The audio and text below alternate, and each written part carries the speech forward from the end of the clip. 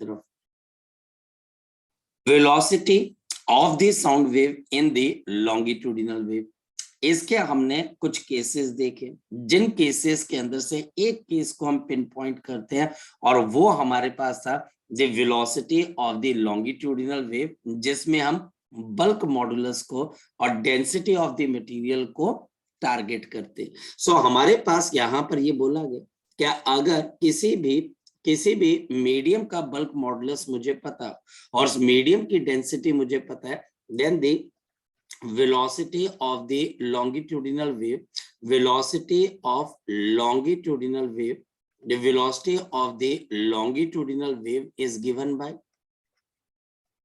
simply this is under a root of bulk modulus B divided by density of the medium rho. Now the bulk modulus of the solid is greater than bulk modulus of the liquid, and this is greater than the bulk modulus of the gases. तो पहला fact हमारे पास क्या आता है, the solid has more velocity of the longitudinal wave as compared to the liquid, and liquid के अंदर velocity of longitudinal wave is greater than that of the gases. So velocity of the longitudinal wave solids is greater than the velocity of the longitudinal waves in the liquid, and this is greater than the velocity of the longitudinal wave in the gases. और इसकी सबसे perfect example हमारे पास क्या है, sound wave. Sound wave के लिए एक बात कही जाती है कि जो साउंड वेव है उसके लिए optically denser medium, optically denser medium, acoustically मतलब साउंड के हिसाब से रेरर मीडियम है, और जो हमारा मीडियम ऑप्टिकली रेरर है जैसे गैसेस, ऑप्टिकली रेरर मतलब उसमें हमारे पास जो लाइट होती है उसको वहां पर कम से कम क्या मिलती है बच्चे, आपको हिंड्रेंस मिलती है। आपके पास उसकी स्पीड सबसे ज्यादा किसमें होती है, गैसेस के अंदर, एयर के अंदर। किसकी बात कर रहा हूँ, लाइट वेव्स की बात कर रहा हूं मैं। और इस तरीके से अगर आप अकाउस्टिकली देखें, अकाउस्टिकली साउंड के हिसाब से देखें, तो हमारे लिए जो हवा होती है वो अकाउस्टिकली डेंसर होती है। तो ये हमारे पास एक क्या है, आपके पास इंटर कन्वर्टिबल आपकी प्रॉपर्टीज है कि अगर कोई टीचर हमको बोलता है तो हम उसको जवाब दे पाते हैं कि जो चीज हमारे पास ऑप्टिकली रेरर है जैसे कि हवा, तो वो हमारे पास अकाउस्टिकली क्या हो जाती है, अकाउस्टिकली क्या हो जाती है हमारे पास, अकाउस्टिकली हमारे पास क्या हो जाती है, ये अकाउस्टिकली हमारे पास क्या हो जाती है, डेंसर बन जाती है, एंड वाइस वर्सा।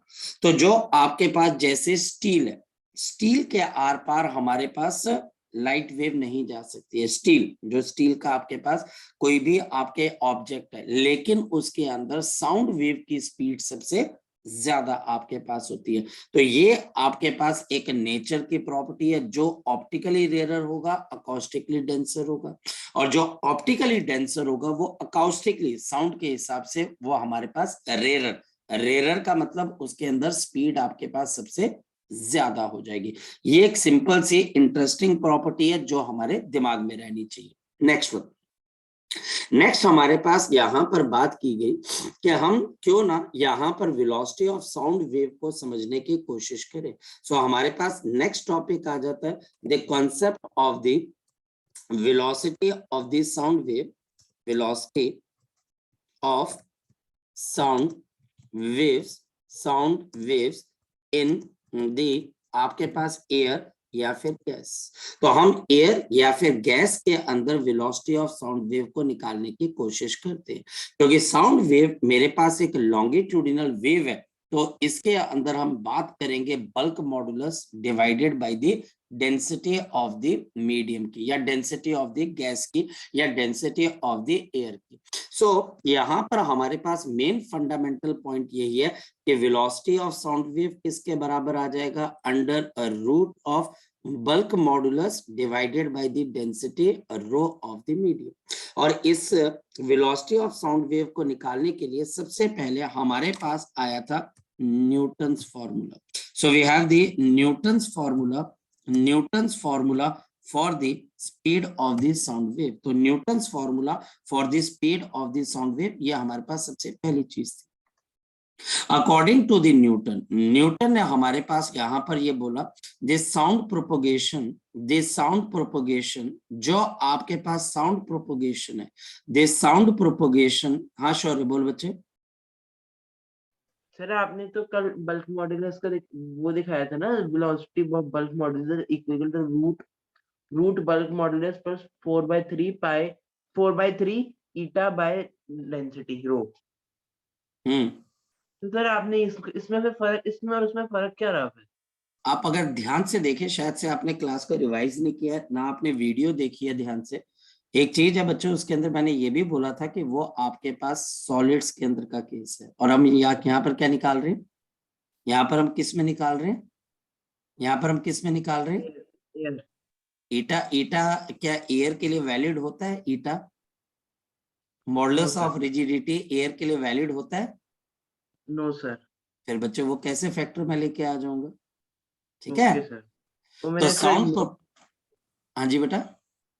तो मैंने वो नोट नहीं किया था सर, ये मेरे शायद से रह गया। तभी बच्चे रह गए ना आपके पास, तभी रह गए, तभी आपने ध्यान से नहीं देखा।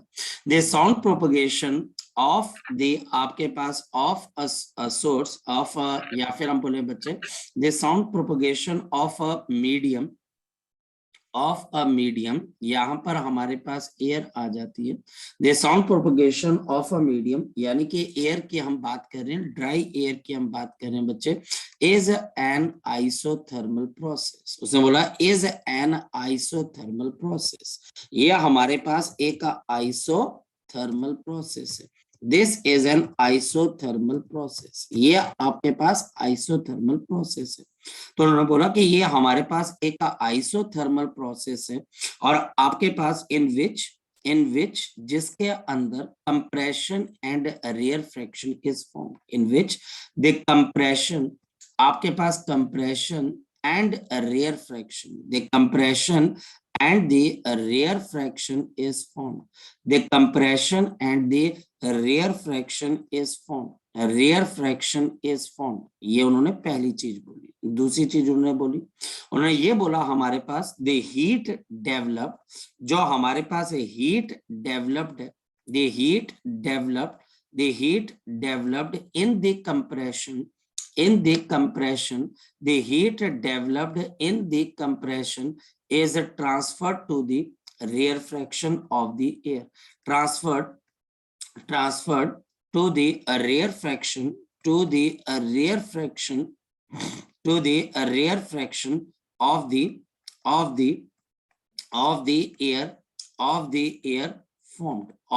air formed. उसने बोला जब साउंड वेव चलती है तो हमारे पास कंप्रेशन और रेयर फ्रैक्शन फॉर्म होते हैं, और हमारे पास जहां पर कंप्रेशन के अंदर हीट डेवलप होती है वो जाकर रेयर फ्रैक्शन के अंदर ट्रांसफर हो जाती है अकॉर्डिंग टू द न्यूटन। उन्होंने बोला कि ये प्रोसेस हमारे पास आइसोथर्मल प्रोसेस है, और इसकी वजह से हमारे पास साउंड कुछ इस तरीके से आगे की तरफ को प्रोपोगेट करती है। नाउ फ्रॉम थर्मोडायनेमिक्स, अब हमारे पास थर्मोडायनेमिक्स से एक रिजल्ट हमारे पास आता है। फ्रॉम थर्मोडायनेमिक्स, अगर हम थर्मोडायनेमिक्स की बात करें, सो फ्रॉम द थर्मोडायनेमिक्स हमारे पास आइसोथर्मल प्रोसेस का मतलब क्या होता है? Isothermal process is PV is equal to constant, PV is equal to constant, differentiating both sides, तो PdV plus of VdP is equal to 0, and therefore मेरे पास dP की value किसके बराबर आ जाएगी? dP will be equal to minus of P into dV upon V, अगर हम इसको रीअरेंज करें। अब क्योंकि हमको डिफरेंशिएशन पहले से बताई जा चुकी होती है, और ये रिजल्ट भी हम दूसरी बार कर रहे हैं, ये रिजल्ट हम दूसरी बारी कर रहे हैं, इस वक्त इस रिजल्ट को लिखना है, फॉर्मेलिटी है, ज्यादा इसके ऊपर हमारा ध्यान नहीं है। हमारा ध्यान इस पे है कि बल्क मॉडुलस क्या होगा। तो एक आइसोथर्मल प्रोसेस के लिए बल्क मॉडुलस को कैसे डिफाइन किया जाएगा? तो हमारे पास change in pressure is equal to minus of bulk modulus into change in volume upon original volume. Therefore यहाँ पर मेरे पास bulk modulus of the isothermal process क्या होता है? The bulk modulus of the isothermal process क्या निकल कर आएगा? तो isothermal process के लिए bulk modulus की वैल्यू किसके बराबर होती है? प्रेशर के बराबर। तो bulk modulus of the bulk modulus of the isothermal process, अगर गैसेस के अंदर देखा जाए तो वहां पर जो bulk modulus होता है वो डिपेंड करता है कि प्रोसेस कैसा है। हमारे पास आइसोथर्मल प्रोसेस में bulk modulus प्रेशर के बराबर होता है, प्रेशर ऑफ द गैस। तो ये हमारे पास प्रेशर ऑफ द गैस है और ये थर्मोडायनेमिक्स का हमारे पास रिजल्ट है। सो इस वजह से according to the Newton, the velocity of the sound wave should be equal to under root of bulk modulus of the isothermal process divided by density of the gas, क्योंकि density of the gas हमारे पास यहाँ पर 1.29 kg पर metre cube होती है और pressure of the gas जो कि एटमॉस्फेरिक प्रेशर होगा और नीचे density of the dry air. तो जब हमने इसकी वैल्यू इसमें सब्स्टिट्यूट कर दी 1.01 into 10 raised to power 5 and density of the dry air. Density of the dry air is 1.29, dry air not humid air। और जब हमने इसकी वैल्यू को निकाला the speed of sound come out to be 282 meter per second। तो velocity of the sound wave was 282 meter per second, but लेकिन हमारे पास original जो स्पीड है वो कितने के बराबर है? बट जो हमारे पास ओरिजिनल स्पीड थी वो आपके पास कितने के बराबर होती है? But the original speed of sound is equal to original speed of the sound कितने के बराबर होती है? You will write down 332 meter per second। कहीं ना कहीं कोई ना कोई गलती रहेगी। ये गलती हमारे पास न्यूटन से हुई जिसकी वजह से वहां पर speed of sound wave correct नहीं आ पाई और यहाँ पर मेरे पास large error in the measurement of the sound wave was there। measurement of the speed of sound was there। speed of sound was there। speed of sound की speed को निकालने के लिए हमने यहाँ पर जो मेथड लगाया उससे जो स्पीड आपके पास आई वो ओरिजिनल से बहुत कम थी। इसका मतलब यहाँ पर कोई ना कोई प्रॉब्लम थी और न्यूटन का ये फॉर्मूला बिल्कुल गलत था और इसको करेक्ट किया हमारे पास एक और साइंटिस्ट ने और उन साइंटिस्ट का नाम था लैपलेस। तो देखो भाई न्यूटन ने ये सारी चीजें जो है बच्चे कहीं ना कहीं गड़बड़ कर दी। न्यूटन ने यहाँ पर ये बात बच्चा हमारे पास गड़बड़ करके रख दी थी। तो हमारे पास नेक्स्ट आ जाता है लैपलेस, आपके पास करेक्शन। फिर भी देख लो आप इसको पढ़ते हो है ना, फिर भी हम इसको पढ़ते हैं कि भाई न्यूटन ने क्या गलती कर दी थी। तो we have the Laplace correction for the speed of the sound waves, यानी कि लैपलेस ने इसको करेक्ट किया कि भाई न्यूटन ने गलती क्या की। अब हमारे पास लैपलेस की सबसे पहली चीज क्या थी, उसने क्या बोला, the sound propagation is a adiabatic process। the sound propagation is the adiabatic process। जो साउंड की प्रोपोगेशन आपके पास हो रही है is an adiabatic process। तो this is an adiabatic process। उन्होंने बोला कि ये हमारे पास आइसोथर्मल नहीं है, यह हमारे पास कौन सा प्रोसेस है, आइडियाबैटिक प्रोसेस है। अब उससे पूछा गया भाई ऐसा आप क्यों बोल रहे हो, आप ऐसा क्यों बोल रहे हो, न्यूटन तो कुछ और बोल के गया, उसकी अपनी खुद की वजह थी ये बताने के लिए। नंबर वन, बिकॉज देखिए नंबर वन, क्योंकि पहली चीज उसने बोले कि air is a bad conductor of the heat. जो एयर है वो मेरे पास बैड कंडक्टर है और ये किसका बैड कंडक्टर है, आपके पास हीट का। जबकि न्यूटन क्या बोल रहा है कि कंप्रेशन से हीट कहां पर चली जाएगी, रेयर फ्रैक्शन में जो हवा के अंदर बन रही है। तो समझ लो ये पॉसिबल ही नहीं है, एयर तो अच्छा कंडक्टर होता है नहीं हीट का, तो आपकी हीट एक जगह से दूसरी जगह पे ट्रांसफर कैसे हो सकती है।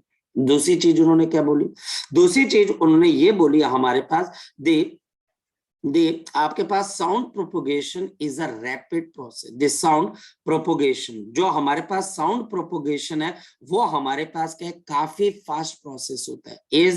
इज अ फास्ट प्रोसेस, एक रैपिड प्रोसेस है, और इस वजह से ये आपके पास आइसोथर्मल हो नहीं सकता, and therefore this can not be isothermal. This can not be isothermal. ये हमारे पास बिल्कुल भी आइसोथर्मल प्रोसेस नहीं हो सकता, क्योंकि आइसोथर्मल प्रोसेस काफी स्लो चलता है और ये काफी फास्ट चलता है। तो उन्होंने बोल दिया कि भाई ये आइसोथर्मल नहीं हो सकता, it should be adiabatic process. अब आइडियबैटिक प्रोसेस के अंदर heat is neither allowed to enter और लीव दिस सिस्टम। तो यहां पर अब आइडियबैटिक प्रोसेस का मतलब क्या आ जाएगा, P V gamma is equal to constant. जहां पर जो गामा है, गामा बच्चा हमारे पास क्या हो जाती है, आपके पास उस पर्टिकुलर गैस की आपकी एटॉमिसिटी, और यहाँ पे गामा ऑफ एयर को हमने क्या लिया बच्चे, 7/5, क्योंकि जो हमारी एयर है it is a mixture of gases, it is a mixture of the gases, और ये गैसेस मेनली डायटोमिक है, मेनली ऑक्सीजन नाइट्रोजन, ये मेनली आपके पास क्या है, आपकी डायटोमिक गैसेस हैं। तो P V gamma is equal to constant. जब हमने इसको डिफरेंशिएट किया अगेन थर्मोडायनेमिक्स के हिसाब से, तो मेरे पास क्या आ जाएगा, P into gamma into V raise to power gamma -1 dv. पहले पी को कांस्टेंट रखा, वी की पावर गामा को डिफरेंशिएट कर दिया, प्लस किया, फिर मेरे पास v raise to power gamma constant माना, p को डिफरेंशिएट कर दिया, कांस्टेंट की डिफरेंशिएशन 0, और इसको सॉल्व करते हैं हम, तो dp is equal to minus of gamma p into dv upon v के बराबर रिजल्ट है। ये रिजल्ट ऑलरेडी डिराइव्ड है, ये रिजल्ट ऑलरेडी डिराइव्ड है पिछले लेक्चर्स के अंदर। अगर किसी बच्चे ने इसको दोबारा से करना है तो बच्चा बात कर सकता है, उसको बाद में करवाया जा सकता है, लेकिन ये ऑलरेडी डिराइव्ड है, बार बार इसको डिराइव करने का कोई फायदा नहीं होगा। और सिंपल मैंने पहला स्टेप कर दिया, इसके बाद वाला स्टेप थोड़ी सी मैथमेटिक्स है जिसको नॉर्मली कोई भी बच्चा कर सकता है, फिर भी अगर डिफिकल्टी आती है देन लेट मी नो। तो यहां से therefore bulk modulus of the adiabatic processes, तो bulk modulus of the adiabatic process किसके बराबर आ जाएगा, जरा बता सकते हो आप मुझे। सो ये मेरे पास आ जाएगा गामा टाइम्स ऑफ पी। तो उन्होंने बोला कि वेलोसिटी ऑफ साउंड वेव के अंदर बेसिकली एक फैक्टर रह जाता है जिसकी वजह से speed of sound wave correct नहीं आ रही है, और उनके हिसाब से क्या आ गया, gamma into pressure of the gas divided by density of the gas. Gas का मतलब बच्चा हमारे पास क्या पर एयर, और जैसे ही उन्होंने 7/5 की वैल्यू डाली, जो आंसर हमारे पास आया 331.2 मीटर पर सेकंड के आसपास है, जो कि ओरिजिनल वैल्यू के बहुत क्लोज था, और ओरिजिनल वैल्यू कितने के बराबर है, 332 मीटर पर सेकंड। तो hence velocity of sound wave का कौन सा फॉर्मूला हम यहाँ पे रेकमेंड करते हैं, हम किसी भी बच्चे को रेकमेंड करते हैं कि वेलोसिटी ऑफ साउंड वेव किसी भी गैस के अंदर या एयर के अंदर वो आप इस तरीके से कैलकुलेट करोगे, जहां पर गामा उस गैस की एटॉमिसिटी, पी हमारे पास प्रेशर, और रो हमारे पास उसकी डेंसिटी हो जाएगी। क्लियर होगी बात, क्लियर होगी बात, क्लियर सर है। ऊपर कर दो। बोल बच्चे क्या पूछना, क्या सर मेरे डाउट किया को बेटा। न्यूटन फॉर्मूला सर मेरा छूट गया सर। हम्म, 1 मिनट।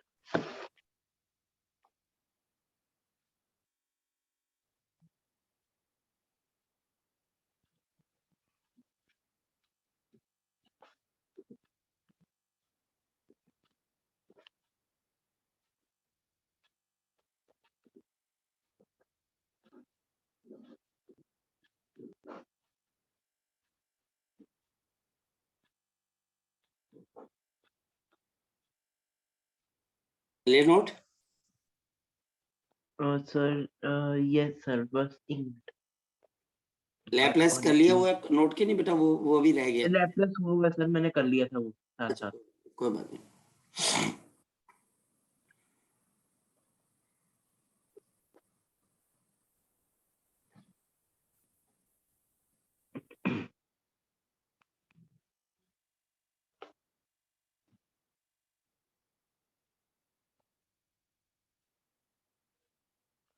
सर हो गया। Okay, thank you. सो हमारे पास नेक्स्ट पॉइंट यहाँ पर हमारे पास आ जाता है the factors affecting speed of the sound waves. The factors affecting speed of the sound waves, speed of sound waves in the air, यानी air के अंदर वो कौन कौन से फैक्टर्स हैं जो कि स्पीड ऑफ साउंड वेव को अफेक्ट करते हैं। हमारे पास स्पीड ऑफ साउंड वेव देखने में हमारे पास गामा, प्रेशर और डेंसिटी पे हमको डिपेंडेंट लग रहे हैं। तो हमारे पास यहाँ पर देखा गया तो सबसे पहले मैं यहाँ पर फॉर्मूला लिख देता हूं। The formula is gamma pressure upon density rho और इसका रूट। तो ये velocity of the sound wave है। तो सबसे पहला हमारे पास यहाँ पर क्या आ जाता है, effect of the pressure.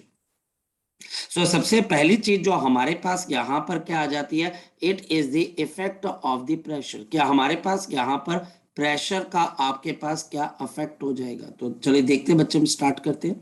So this is the effect of the pressure. So we have the effect of the pressure, effect of the pressure. तो अगर हम यहां पर देखें तो हमको ऐसा लगता है कि जो प्रेशर है वो डायरेक्टली प्रोपोर्शनल है, तो प्रेशर के बढ़ाने से वेलोसिटी ऑफ साउंड वेव भी बढ़ जानी चाहिए, पर ऐसा नहीं है। The pressure has no effect, no effect on the speed of the sound wave, has no effect on the speed of the sound wave, on the speed of the sound wave, on the speed of the sound waves.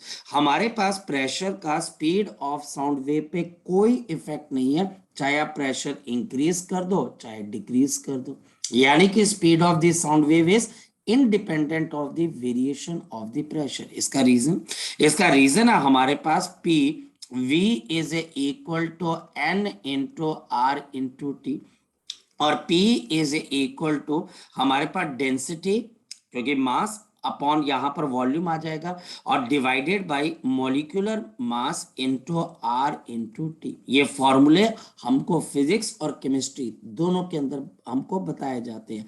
यहाँ पर मैंने किया क्या है, आपके पास PV is equal to given mass upon molecular mass R into T. तो volume given mass के नीचे चला जाएगा, तो आपके पास यहाँ पर क्या आ जाएगी, डेंसिटी। और इससे मुझे क्या चीज पता लगती है, the pressure is directly proportional to the density. और इसका मतलब अगर प्रेशर इंक्रीज करेगा तो डेंसिटी भी इंक्रीज हो जाएगी। अगर प्रेशर इंक्रीज होगा डेंसिटी भी इंक्रीज हो जाएगी, तो दोनों की रेशो आपके पास क्या हो जाएगी, कैंसिल हो जाएगी, दोनों की रेशो कांस्टेंट आ जाती है, जिसकी वजह से ऐसा आपके पास आ जाता है। एंड देयरफॉर हमारे पास अगर कोई पर्सन प्रेशर को चेंज करता है तो डेंसिटी भी उसी प्रोपोर्शन के अंदर इंक्रीज हो जाती है, और हमारे पास यहां पर इसका रिजल्ट क्या आ जाएगा, कांस्टेंट। याद रखना, प्रेशर और डेंसिटी ये रिलेटेबल होते हैं। प्रेशर के इंक्रीज होने से डेंसिटी भी इंक्रीज होती है, लेकिन वाइस वर्सा ट्रुथ नहीं है, कन्वर्स ट्रुथ नहीं है। प्रेशर को इंक्रीज इकट्ठा करते हैं ना प्रेशर लगाकर, अगर आप किसी चीज पे प्रेशर लगाते हो तो वो इकट्ठे होने लग जाती है, उसकी डेंसिटी इंक्रीज हो जाती है। प्रेशर को रिलीज करते हो तो चीजें फैलती हैं, और चीजें फैलती हैं तो डेंसिटी कम हो जाती है। लेकिन इसका कन्वर्स ट्रुथ नहीं है कि किसी ने बोला मेरी बॉडी की डेंसिटी कम है, तो आप ये नहीं बोल सकते कि भैया तेरे पास जो प्रेशर था वो भी कम था। कन्वर्स ट्रुथ नहीं है, लेकिन हाँ, प्रेशर को चेंज करने से डेंसिटी उसी प्रोपोर्शन के अंदर चेंज होती है। प्रेशर को डबल कर दिया, डेंसिटी भी डबल होगी, प्रेशर को हाफ कर दिया, डेंसिटी भी हाफ हो जाती है, पर कन्वर्स ट्रुथ नहीं है। तो प्रेशर को चेंज करने से स्पीड ऑफ साउंड वेव पे कोई असर नहीं होगा, पहली चीज। अब आती है हमारे पास सेकंड थिंग। सेकंड हमारे पास यहां पर आ जाता है the effect of the density, the effect of the density. तो हमारे पास यहां पर जो speed of the sound wave है वो हमारे पास effect of the density rho. So हमारे पास यहां पर क्या आ जाती है, the velocity of the sound wave is inversely proportional to the under root of the density. और इस वजह से अगर अलग अलग गैसेस की सपोज वो डैट, हाँ सर ये जरूर है कि दोनों की नेचर सेम होनी चाहिए। अगर सर हमारे पास, हाँ बेटा बोल। सर आपने वो बोला बताया था पी बाय मतलब डेंसिटी रूट रोम यानी कि डेंसिटी उसमें बोला था कि वाइस वर्सा नहीं हो सकता। हम्म। सर मतलब अगर अगर प्रेशर इंक्रीज होगा तो डेंसिटी इंक्रीज होगी, अगर डेंसिटी इंक्रीज होगी फिर प्रेशर नहीं इंक्रीज होगा, है ना सर? हाँ जी बिल्कुल बिल्कुल सही कह रहे हो बेटा, बिल्कुल सही कह रहे हो आप। ओके सर, यही मेरे को क्लियर करना था सर बस नहीं ना। नहीं बिल्कुल सही कह रहे हो, बिल्कुल सही कह रहे हो भाई। ठीक है, कोई कोई भी तेरे इसके अंदर वो जिसको बोल सकते हैं कि कोई भी गड़बड़ नहीं की है, तूने बिल्कुल सही स्टेटमेंट बोली है। सो इफेक्ट ऑफ डेंसिटी हमारे पास तब आपके पास आएगा जब गैसेस की नेचर सेम होगी, क्योंकि अगर नेचर डिफरेंट होगी, डेंसिटी भी डिफरेंट होगी, तो वो एक अलग केस हमारे पास बन जाता है। यहां पर मान के चल रहे हैं कि दोनों गैसेस या दोनों एयर के सैंपल्स हमारे पास सेम गामा की वैल्यू पे है, तो जो डेंसिटी आपके पास होगी, आपकी वेलोसिटी ऑफ साउंड वेव उसके इनवर्सली प्रोपोर्शनल हो जाएगी। फॉर एग्जाम्पल मेरे पास अगर देखा जाए तो नाइट्रोजन एंड ऑक्सीजन, हमारे पास इन दोनों की जो डेंसिटी है, ऑक्सीजन और बच्चा हमारे पास नाइट्रोजन की जो डेंसिटी है, उनकी रेशो हमारे पास आती है 16:14, इनकी डेंसिटी की रेशो है। और दोनों की दोनों गैसेस मेरे पास क्या है, डायटोमिक है, तो गामा की वैल्यू हमारे पास सेम है। तो if somebody says what is the ratio of the velocity of the sound wave in the oxygen divided by velocity of the sound wave in the oxygen to the velocity of the sound wave in the nitrogen, तो इसको कैसे निकालोगे, इसको हम कैसे निकालेंगे? Now this is inversely proportional under root. लेकिन मैं फिर आपको एक बात की वार्निंग दे देता हूं, और वार्निंग इस बात की है बच्चे कि यहां पर दोनों का नेचर सेम है। तो हमारे पास यहां पर इसके लिए क्या चीज आएगी, अब ऑक्सीजन की डेंसिटी नीचे आ जाएगी, नाइट्रोजन की डेंसिटी ऊपर चली जाएगी, रीजन क्योंकि इनवर्सली प्रोपोर्शनल है। और इसकी डेंसिटीज की रेशियो क्या है, ऑक्सीजन टू नाइट्रोजन 16:14 है, तो नाइट्रोजन इज टू ऑक्सीजन कितनी आ जाएगी, 14:16। तो इनमें speed of the sound wave की रेशियो कितने के बराबर आ जाएगी, under root of 7:8, under root of 7:8, under root of 7:8। तो ये हमारे पास इसका रिजल्ट आ जाएगा। लेकिन अगर कोई बच्चा बोलता है कि सर अगर मान लिया जाए कि मेरे पास कुछ और चेंजेस, गामा को मैं चेंज कर देता हूं तो क्या होगा? अगर हम गामा को चेंज कर देंगे तो आपको उस फैक्टर का भी ध्यान रखना पड़ेगा along with the density. For example मुझे यहां पर टीचर एक क्वेश्चन देता है, और यहां पर टीचर मुझे क्या बोलता है कि मेरे पास हाइड्रोजन है और आपके पास हीलियम है, हमारे पास हाइड्रोजन है और हीलियम है। अब इसके लिए गामा की वैल्यू हमारे पास क्या हो जाती है, आपके पास 7/5,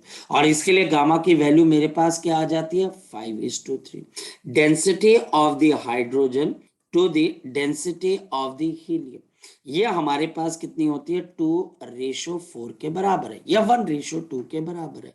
अब टीचर बोलता है the velocity of the sound wave आपको निकालनी है, तो वेलोसिटी ऑफ साउंड वेव अब किसके प्रोपोर्शनल हो जाएगी, तो अब ऊपर गामा भी आपको कंसीडर करना पड़ेगा, नीचे डेंसिटी ऑफ गैस भी आपको कंसीडर, प्रोपोर्शनल है इसलिए बच्चे मैं प्रेशर को हटा सकता हूं, उसको मैं कांस्टेंट मान के हटा सकता हूं। तो अब बताओ ये वाला न्यूमेरिकल कैसे करोगे? तो मेरे पास यहां पर इसका आंसर क्या आ जाएगा, the velocity of the hydrogen divided by velocity of the helium, this will be under a root of gamma of the hydrogen divided by density of the hydrogen, नीचे गामा ऑफ द हीलियम और ऊपर density, ऊपर बच्चा हमारे पास density of आपके पास क्या आ जाएगी, हीलियम आ जाएगी।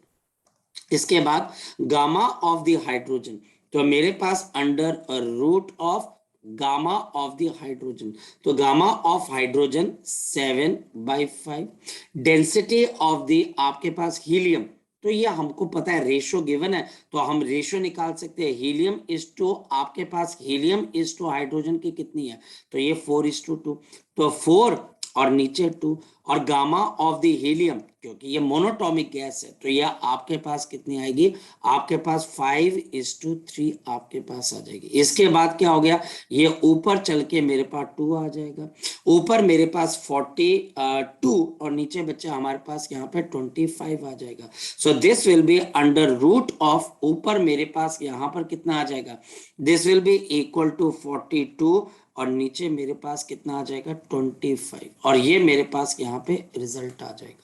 तो ये मेरे पास एक और क्वेश्चन है, इसमें भी डेंसिटी का यूज किया गया, ये भी मेरे पास एक क्वेश्चन है और इसके अंदर भी डेंसिटी का यूज किया गया, लेकिन दोनों के अंदर फर्क है। यहाँ पर दोनों गैसेस डायटोमिक है, यहाँ पर एक गैस मेरे पास मोनोटॉमिक है और दूसरी डायटोमिक है। तो रेशियो निकालने को टीचर बोलेगा तो हम क्वेश्चन निकाल पाएंगे, या फिर टीचर एक और क्वेश्चन पूछ सकता है हमारे पास।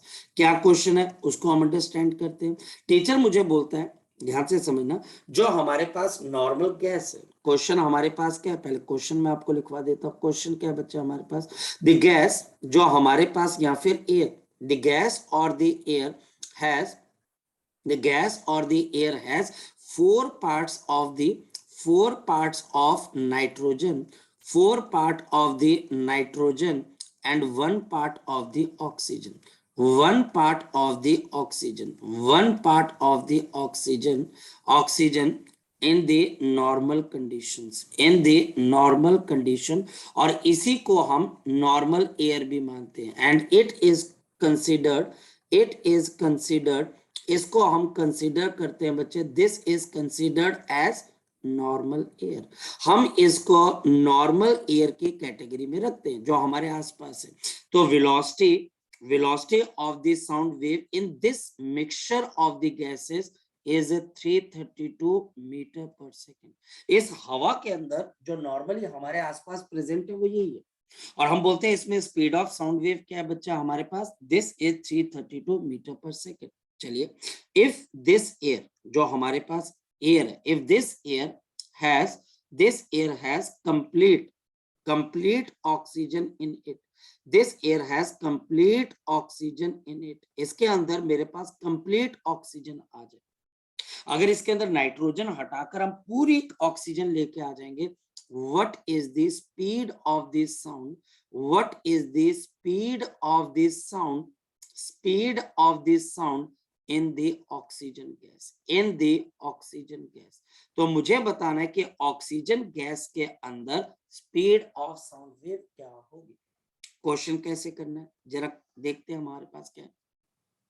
मेरे पास इस क्वेश्चन को सॉल्व करने का एक तरीका है, क्योंकि अगर ऑक्सीजन को देखा जाए डायटोमिक और नाइट्रोजन और ऑक्सीजन का मिक्सचर भी क्या है, डायटोमिक है, तो गामा तो हमारे दिमाग से पहले बाहर निकल जाएगा। प्रेशर, क्योंकि नॉर्मल कंडीशंस है तो प्रेशर भी कांस्टेंट है, वो भी निकल गया। तो सारी बात कहां पर आके रुक गई है, आपकी डेंसिटी पे, क्योंकि हमारे पास वेलोसिटी ऑफ द गैस, हमारे पास velocity of the sound wave in the gas, I am sorry not velocity of gas, ये अब मेरे पास डेंसिटी पे डिपेंड करेगी। तो velocity of the gas in the mixture is inversely proportional to the density of the mixture of the gas. ये बात समझ में आनी चाहिए। And velocity of the sound wave in the oxygen is inversely proportional to the density of the oxygen gas. ये हमारे पास है और इनको हमने आपस में रिलेट करना। इसकी वेलोसिटी गिवन है 332 मीटर पर सेकेंड और इसकी वेलोसिटी मुझे निकालनी है जो कि अभी अननोन। पर कैसे निकाला जाए मैं बताता हूँ। हमारे पास डेंसिटी ऑफ द मिक्सचर क्या होता है, तो आप बोलोगे sir total mass upon total volume, total mass upon नीचे मेरे पास क्या आ गया, टोटल वॉल्यूम। अब हमारे पास जो गैस है उसका टोटल मास कैसे निकलेगा, तो mass of the nitrogen, case में मास ऑफ नाइट्रोजन कितना है, मास ऑफ ऑक्सीजन कितना है, और नीचे वॉल्यूम ऑफ द नाइट्रोजन और वॉल्यूम ऑफ द ऑक्सीजन। तो हमारे पास अब आगे चलते हैं, mass of nitrogen, density of the nitrogen into volume of nitrogen plus of density of the oxygen volume of the oxygen divided by volume of nitrogen and volume of the oxygen. ये चीज हमारे पास है। अब यहाँ पे problem क्या है, problem ये है कि मुझे वॉल्यूम नहीं पता, डेंसिटी फिर भी पता है। कैसे?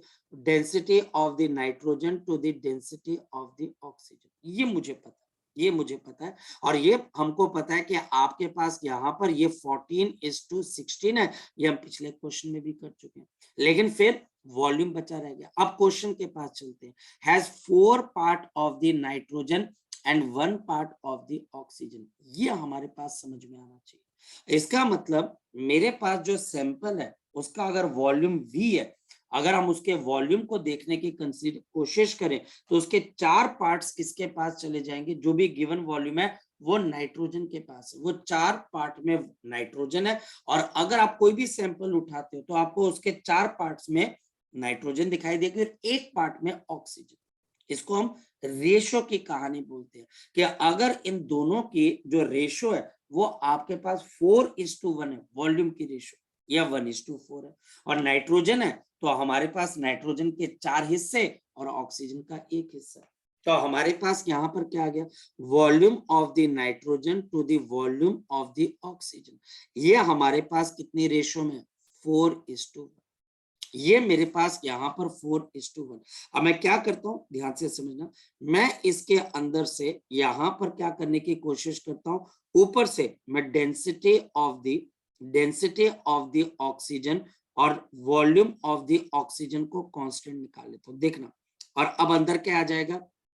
रो n v n divided by rho naught into v naught and plus of, यहाँ पर मेरे पास 1 आ जाएगा। नीचे मैं वी नॉट को कॉमन निकाल लेता हूँ तो मेरे पास क्या आ जाएगा? This will be V N upon V naught plus of, ये मैंने निकाल लिया। ये एक मैथमेटिक्स है जिसके अंदर मैं सारी चीजें डेंसिटी ऑफ ऑक्सीजन पे लेके जाना चाहता हूँ, क्योंकि मुझे बाद में ऑक्सीजन के अंदर स्पीड ऑफ साउंड वेव निकालनी है। अगर नाइट्रोजन होता तो अंदर से मैं common rho naught V naught नहीं, रो एन वी एन को निकालता। चलो ये कैंसिल हो जाएगा। अब देखो, रो एन रो नॉट कितने के बराबर है? तो आप बोलोगे सर 7:8, और V N upon V naught 4:1। तो मेरे पास यहाँ पे रो नॉट और यहाँ पर मेरे पास 7:8 और 4/1 प्लस ऑफ 1, और नीचे मेरे पास क्या आ जाएगा? शाबाश बता दो, V N upon V naught, तो 4/1 प्लस ऑफ 1। अगर मैं इसको सॉल्व करता हूं तो मेरे पास क्या चीज आएगी? ये आपके पास कैंसिल, और मेरे पास रो नॉट, और यहाँ पर मेरे पास क्या आ जाएगा? 7/2 प्लस ऑफ 1, और नीचे मेरे पास 5। इसको सॉल्व करते हैं रो नॉट, और मेरे पास कितना आ जाएगा? 9/10। तो मेरे पास 9/10, तो डेंसिटी ऑफ मिक्सचर कितने के बराबर है? 0.9 times density of the oxygen. तो ये मेरे पास एक रिजल्ट आपके पास है। Now this is the result जिसको अब हम आगे की तरफ यूज करेंगे। तो ये मेरे पास एक बहुत इंपॉर्टेंट रिजल्ट आ गया। देयरफॉर, अब ध्यान से देखना, therefore the velocity of the mixture is velocity of the mixture divided by the velocity of the oxygen. तो ये मेरे पास कितने के बराबर है? अंडर रूट ऑफ, नीचे डेंसिटी ऑफ द मिक्सचर है और ऊपर इनवर्स है डेंसिटी ऑफ द ऑक्सीजन। तो मेरे पास यहाँ पर under root of density of the oxygen और डेंसिटी ऑफ मिक्सचर कितना है? 0.9 इंटू रो नॉट। तो ये हमारे पास कैंसिल, 0.9 बच जाएगा, जो कि अप्रोक्सीमेटली 0.94 इसका रूट आ जाएगा। Therefore the velocity of the gas in the oxygen, ये अब ऊपर चला जाएगा, यहाँ पर cross multiply, under root of 0.9 multiplied by velocity in the mixture. तो 0.9 का रूट अप्रोक्सीमेटली 0.94। क्यों? क्योंकि 0.9 के बाद 1 आता है, 1 का रूट 1 होता है, तो 0.9 का भी कुछ ऐसा ही होगा, multiplied by velocity of mixture 332। तो ये करीबन मेरे पास आ जाता है 315 मीटर पर सेकेंड। तो ये आपके पास क्वेश्चन का आंसर आ जाता है। तो ये one of the difficult question है, मतलब कि ये फिर डिफिकल्ट क्वेश्चन की कैटेगरी में आ जाता है। नॉर्मल क्वेश्चन स्कूल लेवल पे नॉर्मल क्वेश्चन आएंगे, स्कूल लेवल पे ज्यादा मुश्किल क्वेश्चन टीचर आपको नहीं पूछेगा। वो कुछ नॉर्मल से क्वेश्चन है कि मैंने प्रेशर को चेंज कर दिया, क्या होगा सर? कोई चेंज नहीं होगा। अच्छा, मैंने डेंसिटी को डबल कर दिया, क्या होगा सर? ऐसा हो जाएगा। ये क्वेश्चन अगर आपको स्कूल के अंदर आता है, अगर आता है बच्चे, तो ये मिनिमम आपके पास 3 मार्क्स का तो होगा ही होगा, ये क्वेश्चन 3 मार्क्स का तो आपको पूछा ही जाएगा। अदरवाइज कॉम्पिटेटिव एग्जाम्स के हिसाब से ये क्वेश्चन बहुत बहुत इंपॉर्टेंट है। किसी बच्चे का अगर कोई डाउट है तो बच्चा मुझसे डाउट पूछ सकता है। शाबाश। है किसी बच्चे का सर कोई नोट डाउट? करने बोलो बोलो बोलो। सर नोट करने बोलो नोट बेटा।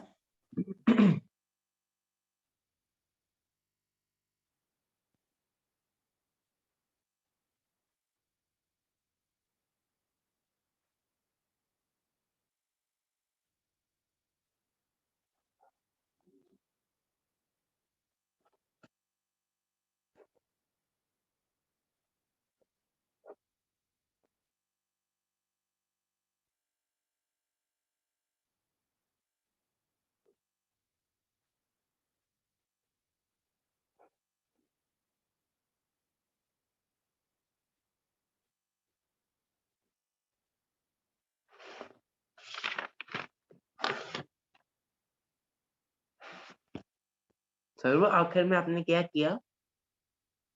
कौन सा वाला स्टेप बच्चे? सर वॉल्यूम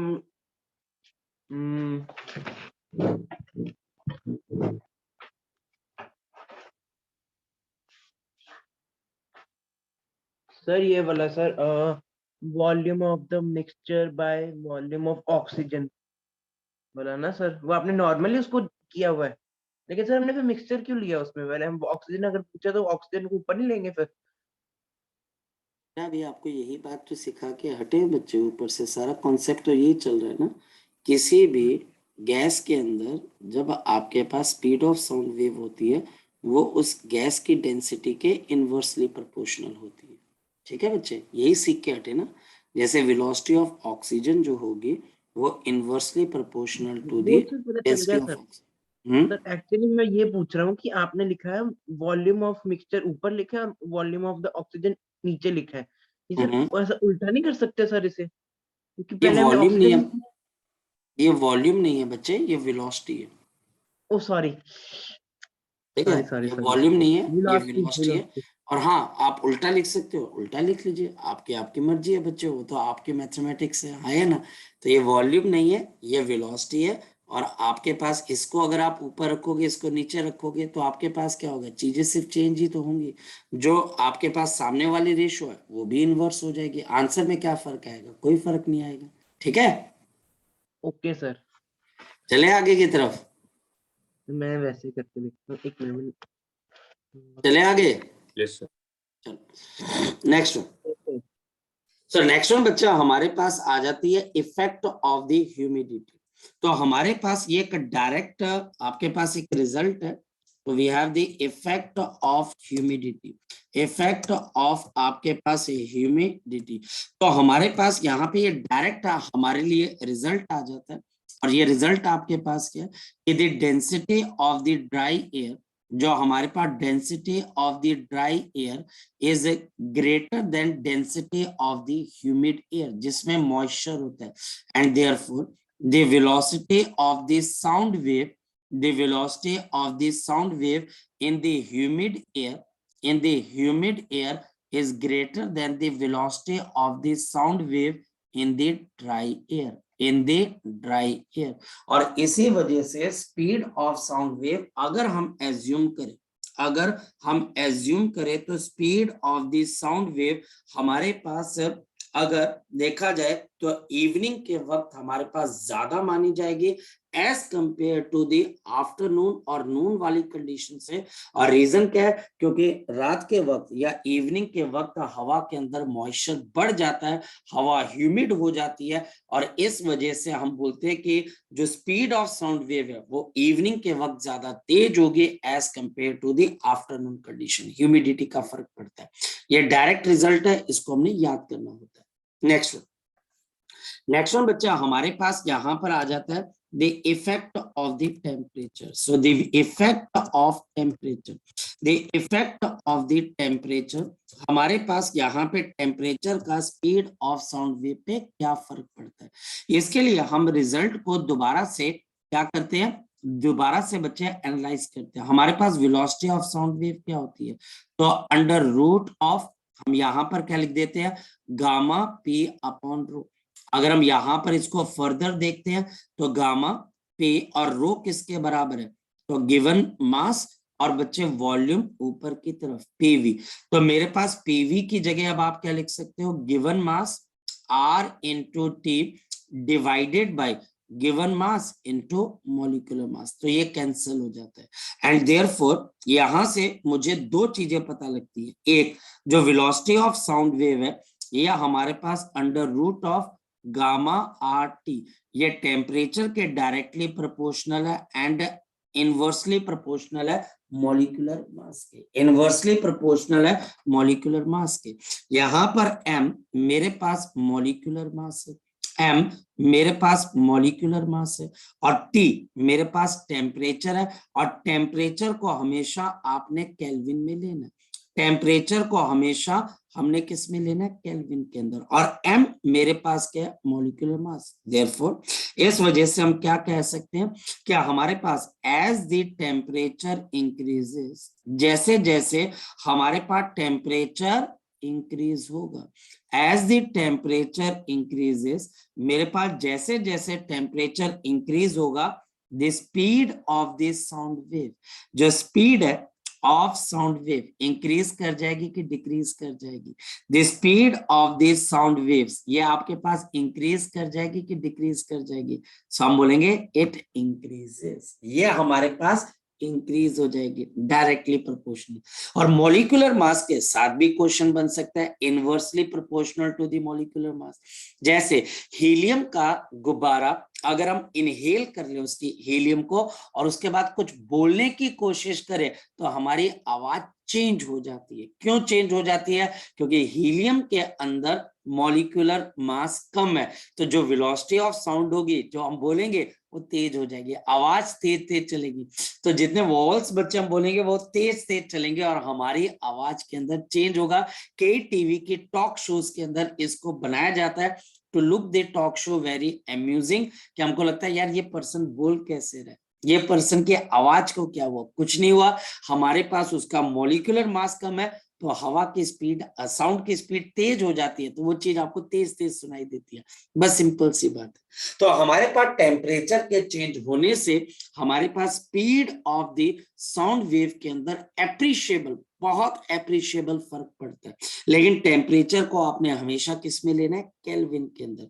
ये ना हो कि अगर मेरे पास कोई टीचर मुझे बोलता है What is the velocity of sound wave at 0 degree Celsius, तो कोई बच्चा क्या बोलता है एट 0 डिग्री सेल्सियस, ले अब बच्चा बोलता है ले सर जी चक दे पट्टे, यहाँ पे टी को कर दिया 0, सर जी 0 नहीं, velocity of sound wave 0 degree Celsius में कितने के बराबर मानी जाती है, 332 मीटर पर सेकेंड। और यहाँ पर इसका मतलब फॉर्मूला क्या आ जाएगा बताओ 0 डिग्री सेल्सियस का, तो हमारे पास अंडर रूट ऑफ गामा और आर और यहाँ पे आप 273 प्लस ऑफ जीरो भी है और डिवाइडेड बाय मेरे पास मॉलिक्यूलर मास m आ जाएगा, लगी बात पता बच्चे। लेकिन यहाँ पर गामा और मॉलिक्यूलर मास दोनों कांस्टेंट, अगर दोनों को चेंज कर दिया फिर पंगा है। तो आपको एक एक फैक्टर का ध्यान रखना पड़ेगा भैया, गैस को अगर चेंज किया तो डायटोमिक से मोनोटोमिक तो नहीं बन गई, डेंसिटी तो नहीं चेंज होगी, मॉलिक्यूलर मास तो नहीं चेंज हुआ,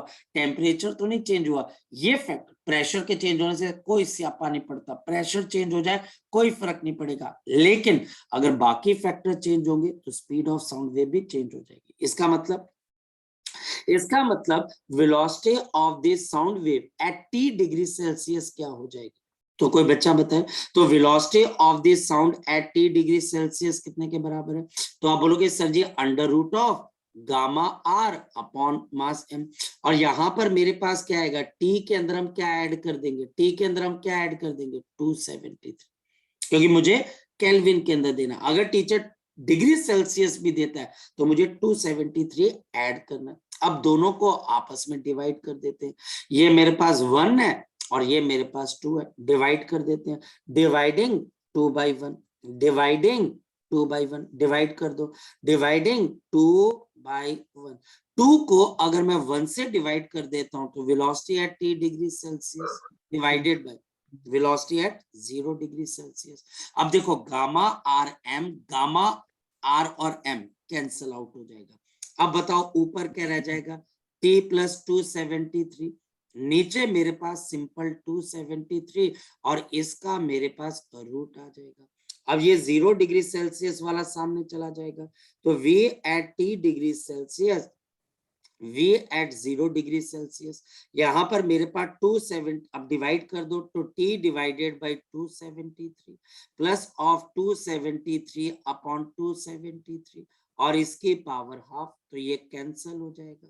अब आगे चलते हैं, इस 1 को आगे ले लो, इस टर्म को पीछे ले जाओ, तो मेरे पास क्या आएगी, velocity at t degree Celsius, तो 332, ये 0 डिग्री सेल्सियस है, 1, ये वाला 1 आगे आ गया, प्लस ऑफ t अपॉन 273 और ये मेरे पास हाफ आ जाएगा। अब बाइनोमियल एक्सपेंशन कर देते हैं, अगर मैं इसकी बाइनोमियल एक्सपेंशन कर दूं तो मेरे पास क्या आ जाएगा, बाइनोमियल एक्सपेंशन कर देते तो मेरे पास क्या आ जाएगा, तो मेरे पास velocity at t degree Celsius 332 into 1 plus ये हाफ इसके सामने आ जाएगा, तो हाफ इंटू टी अपॉन नीचे कितना आ जाएगा 273 और इसको कैलकुलेट करते हैं तो हमारे पास कितना आ जाएगा, this will B 332 1 plus of T upon multiply कर देंगे तो 5, आपके पास 46 आ जाएगा आपके पास। तो अब अगर मैं अंदर मल्टीप्लाई कर दूं, ये t डिग्री सेल्सियस है, तो 332 plus of 332 divided by 546 multiplied by t degree Celsius, और 332 को 546 से अगर डिवाइड कर देते हैं तो हमारे पास क्या आ जाता है 332, तो 332 plus of 0.61 multiplied by t degree Celsius. अब ये मेरे पास रिजल्ट आ गया velocity of the sound wave at any t degree Celsius.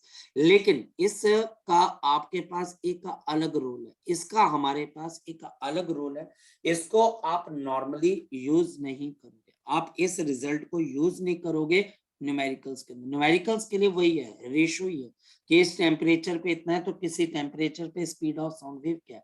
इस रिजल्ट की अपनी एक इंपॉर्टेंस है कि अगर मेरे पास टेम्परेचर बहुत धीरे धीरे इंक्रीज होता है, स्मॉल वेरिएशन आपके पास हो जाती है, तो हम क्या बोलते हैं, for every 1 degree Celsius, for every 1 degree Celsius rise in temperature, rise in the temperature. अगर मैं यहाँ पे t को 1 डिग्री ले लेता हूं तो आपके पास स्पीड ऑफ साउंड वेव क्या हो जाएगी, तो 332.61।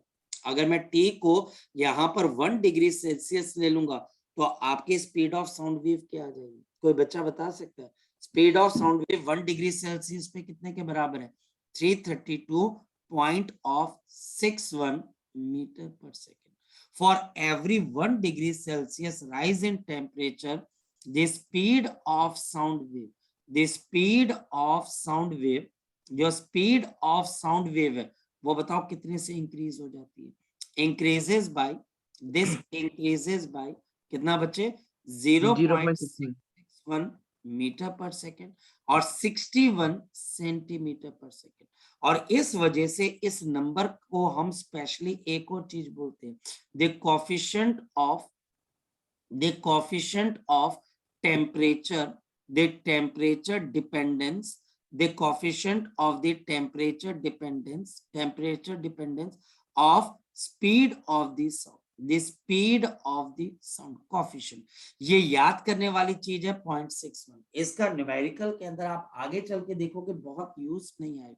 सिंपल टीचर आपको स्कूल के अंदर एक बात बोलेगा कि भाई मुझे एक चीज बताएं कि अगर मैं यहाँ पर टेम्परेचर को 1 डिग्री सेल्सियस से रेस कर देता हूं तो स्पीड ऑफ साउंड वेव पे क्या फर्क पड़ेगा, तो आप बोलोगे 0.61 से हमारे पास वो इंक्रीज हो जाएगी, बाकी इसका कोई बहुत ज्यादा इंपॉर्टेंस नहीं। क्लियर होगी ये वाली बात, क्लियर होगी ये वाली बात बच्चे? yes, कोई दिक्कत है इसके अंदर से, कोई दिक्कत? चलिए सो ये हमारे पास आपके अगर देखा जाए तो आपका ऑलमोस्ट मतलब कि आपके पास ऑलमोस्ट सिर्फ अब 3 टॉपिक्स आपके पास रहते हैं और मैं कोशिश करूंगा कि कल हम क्लास लगा के आपके पहले वो 3 टॉपिक्स खत्म करके इसको निबेड़ दिया जाए, मतलब कि हाफ यहीं तक आपको स्कूल का टीचर पूछेगा, इसके आगे नहीं पूछता है, लेकिन फिर भी आगे वाले टॉपिक्स हम कर लेंगे बच्चे। और कल हम कोशिश करेंगे कि आपका ये पॉइंट खत्म कर दिया जाए, ठीक है। तो यहां तक आपको स्कूल के अंदर पूछा जाएगा। चलिए, सो नेक्स्ट वन बच्चा अब हम कल देखते हैं। Okay, bye bye, take care.